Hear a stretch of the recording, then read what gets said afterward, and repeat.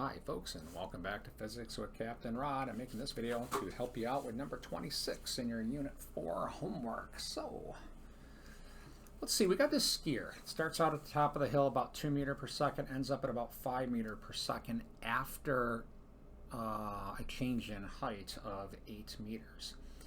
Now, the first thing I would suggest you do is write this out, all right, assuming no work term.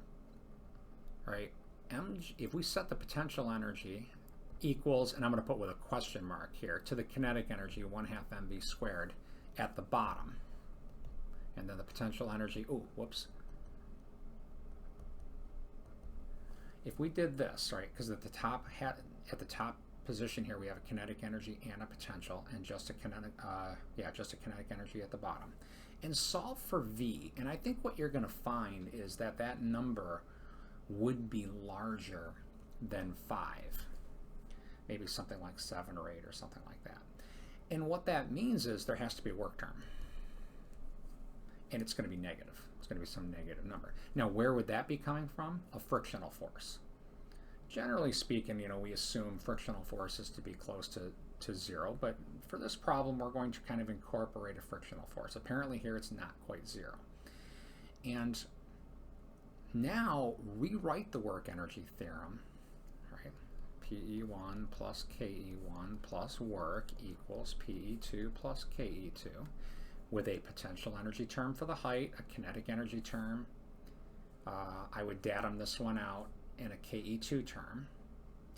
And then you can calculate the work done by that frictional force. Now, once you have a number for that work term, all right, if you write it like this with a plus sign, that'll come out to be some negative number, and that represents an energy loss as far as mechanical energy is concerned. Now, frictional forces, when you have sliding frictional forces, like if you rub your hands together, and you can probably hear that, you'll notice that you get temperature increases.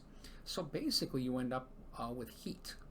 So what we're going to do here is we're going to assume that 50% of this number went towards heating the ice, and because the ice is already at, right, see this ambient temperature of 35 degrees here, so it stands to reason that ice is already at basically its melting point, 0 degrees centigrade.